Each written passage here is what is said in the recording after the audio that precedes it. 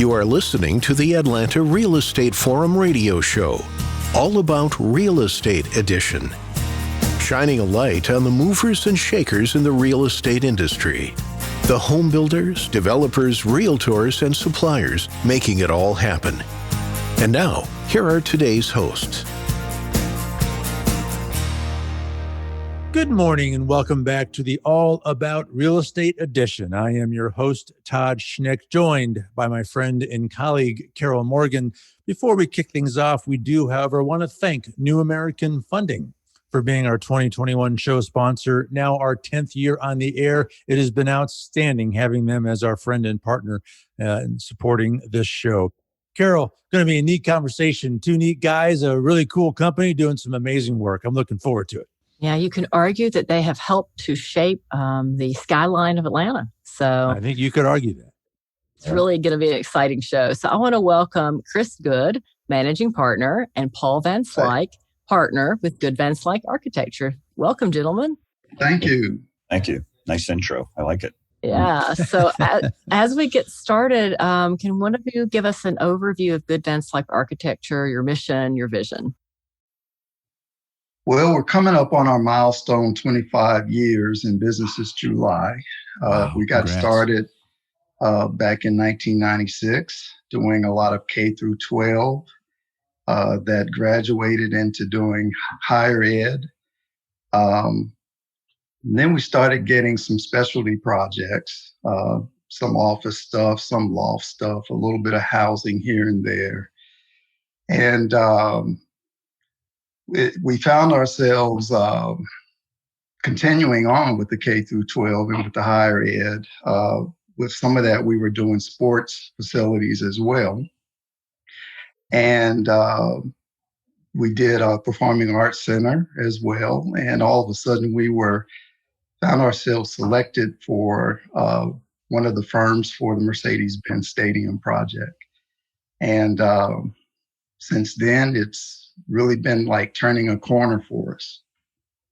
We've gotten heavily into mixed-use developments, doing a lot of multifamily and residential and retail, and even doing corporate work now as well.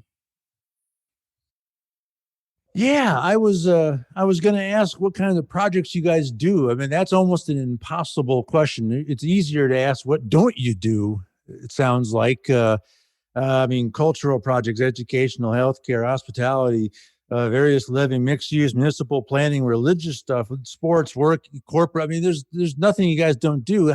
How do you, I guess let me ask the question this way. I'm going off script already. How do you do that? I mean, how do you build an organization that can have that much diversity in your skills and talents? Paul asked you to address that. I mean, how do you guys actually do that? Yeah, we've got an interesting model in our firm. So first of all, there are firms like us that call themselves general practice, practitioners. And what is usually not understood about that, but probably easily understood once explained, is as an architect, if you're doing many building types, you become a better architect. So you're better at each one of those types as you do other types. So that's been a strength for us. It's made us good at first-time attempts at new project types.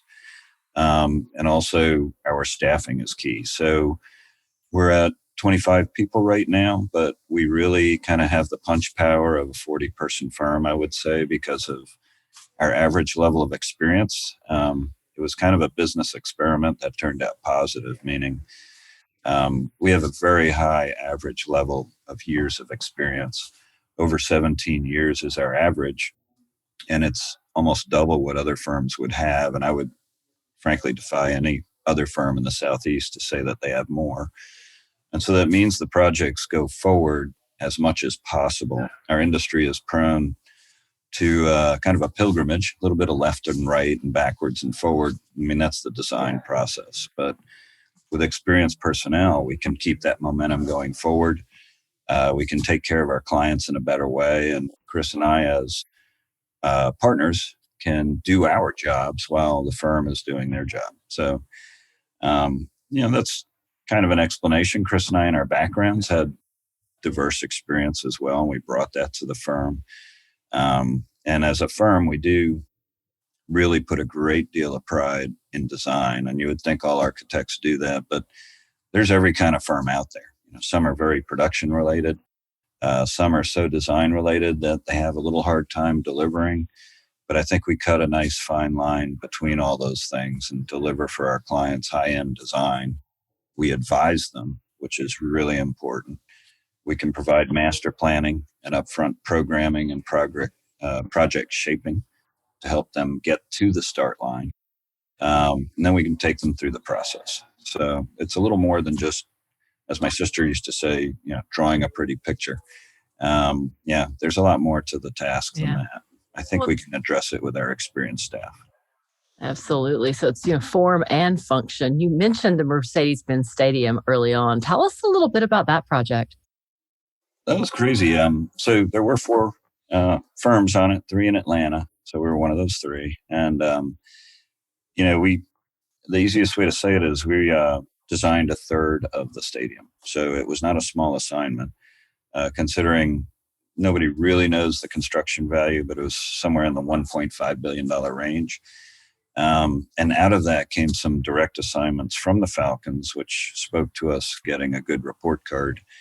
I will say, and the whole team agrees, that you take a project type like that, which is, for many, a one-in-a-career opportunity, this very monumental permanent structure. You take a complicated facility in a downtown location, credit to Arthur Blank, and you compress the schedule by probably 2 years, but demand high-end quality, which is also a credit to Arthur Blank.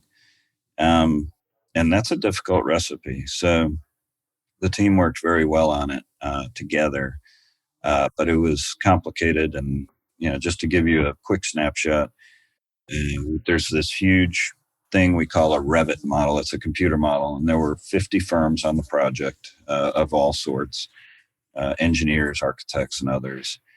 And we had a deadline every Friday for 3.5 years. So we had to upload our model to Kansas City so all the models would come together.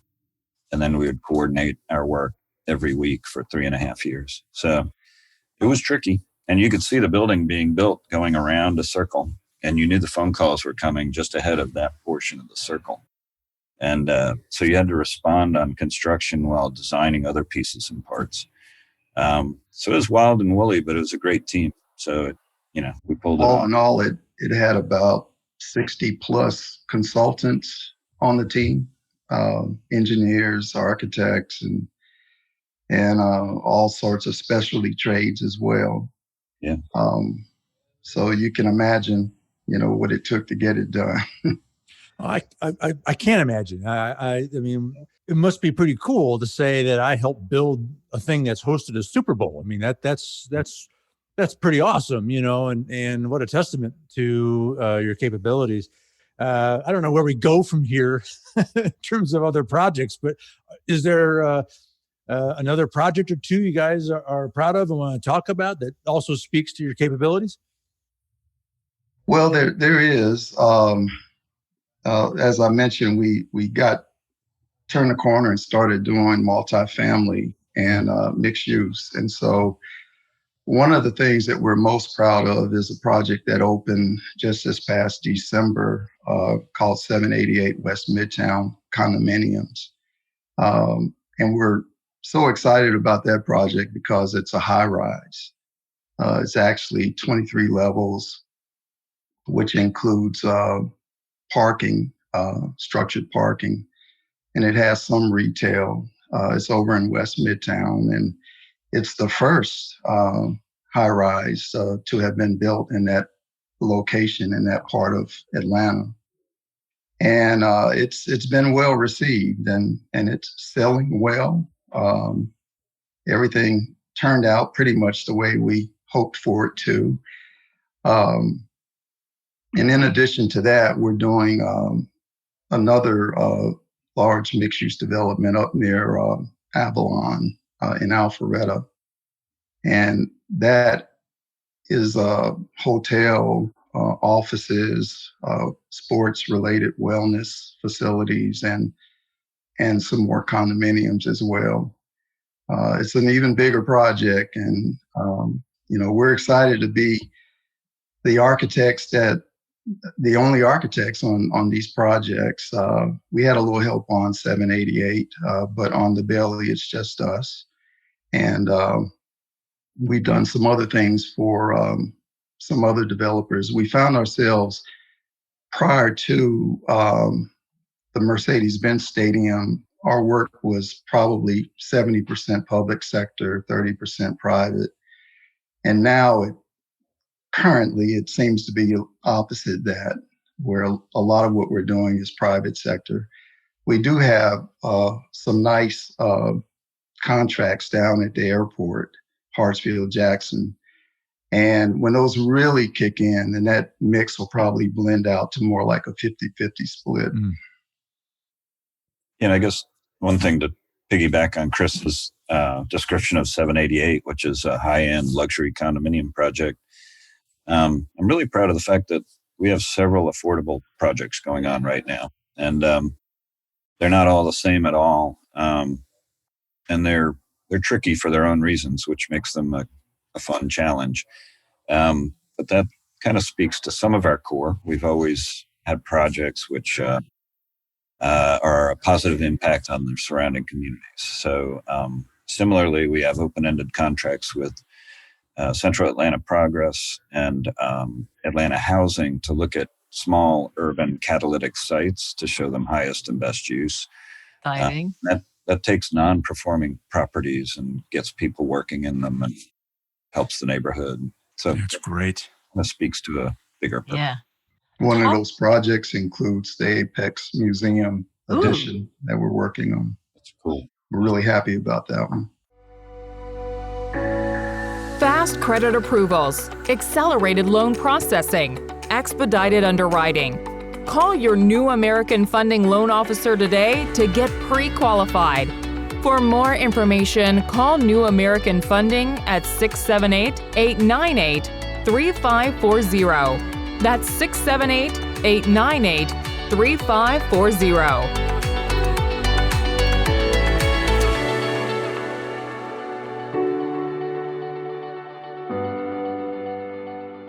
Talk a little bit about Huff Trail and the Fairmont. So we do have adaptive reuse, including our own office, which you can see right behind me here. That's cool.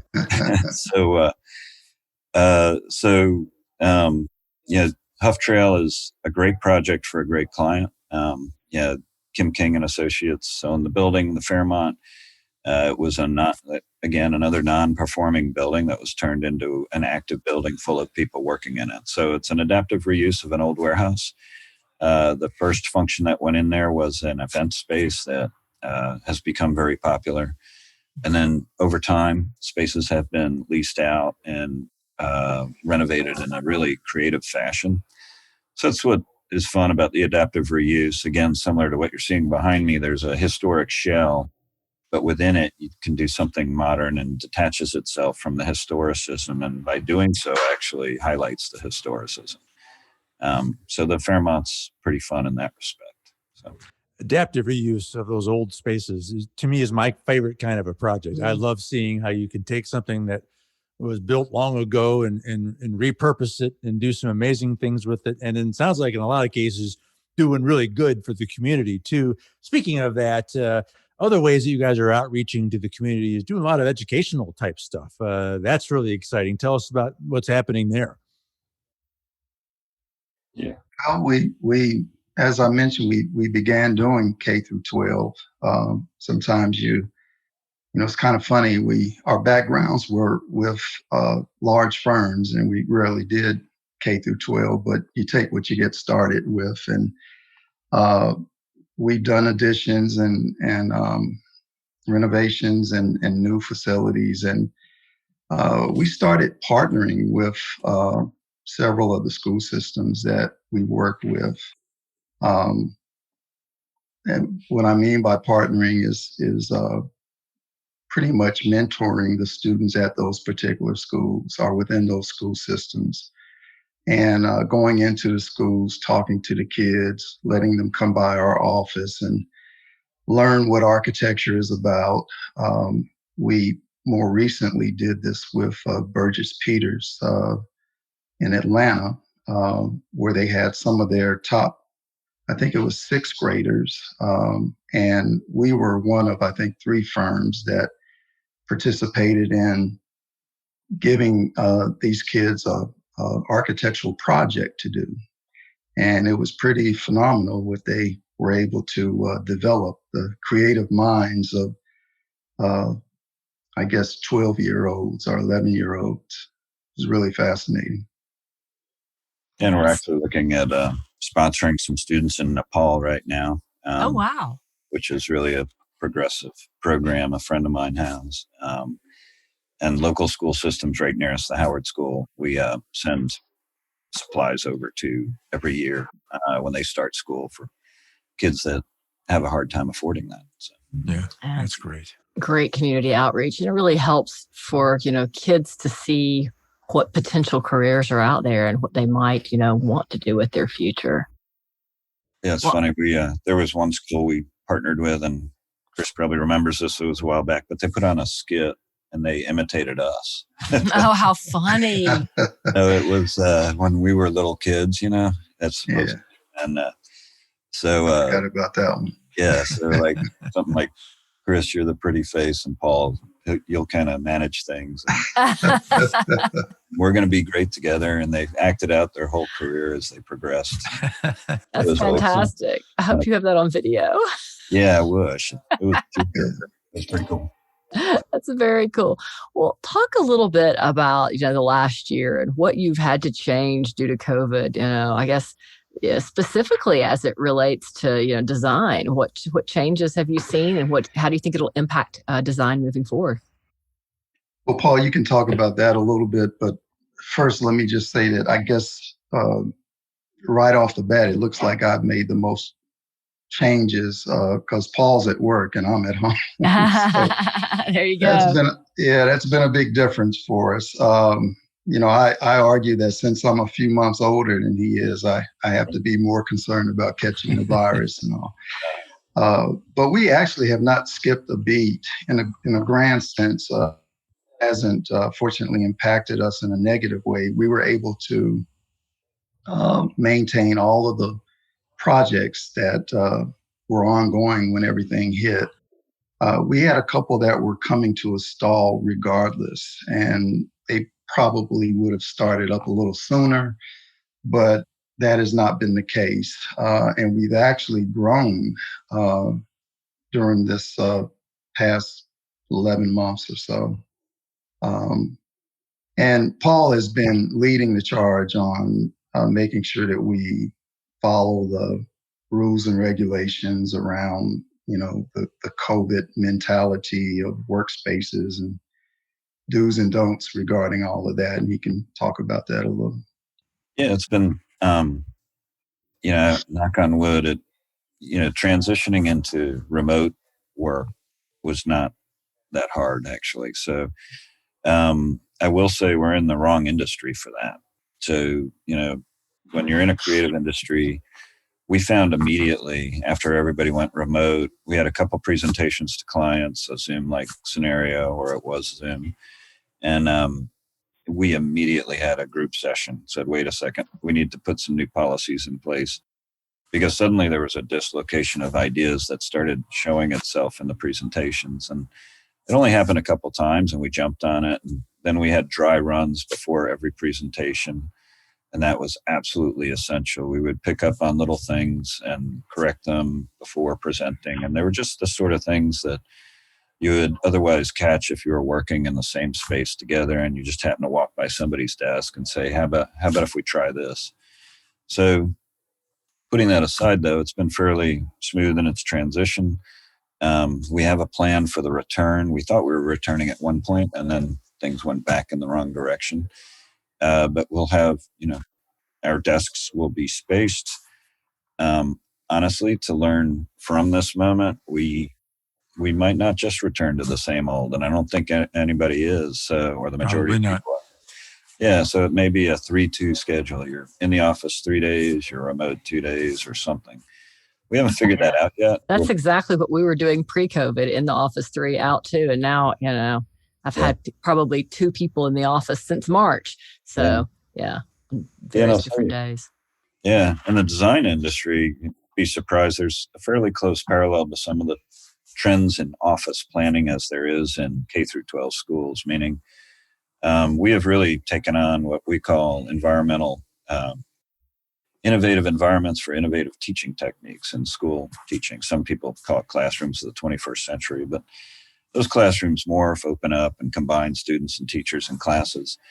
And that's less appetizing in a pandemic. So there's been a reversal of that kind of thinking. While separation is required, commingling students is not encouraged. But yet outdoor teaching is. So that's something we were taking on as well as exterior walls that transform and open interior classrooms into exterior, things like that. Ooh, I love that idea. That's very cool. Very cool. Office space is similar. But I'll say this, looking at your background there, Paul, if that was my office, I'd be in the office too. So it was like a really inspiring space to be creating in. So, well, gentlemen, I hate to say it, we're running low on time.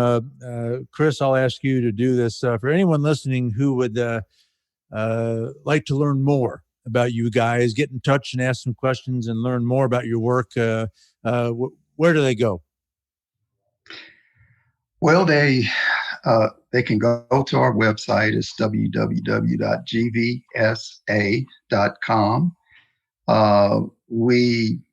You can also call us at 404-523-5525.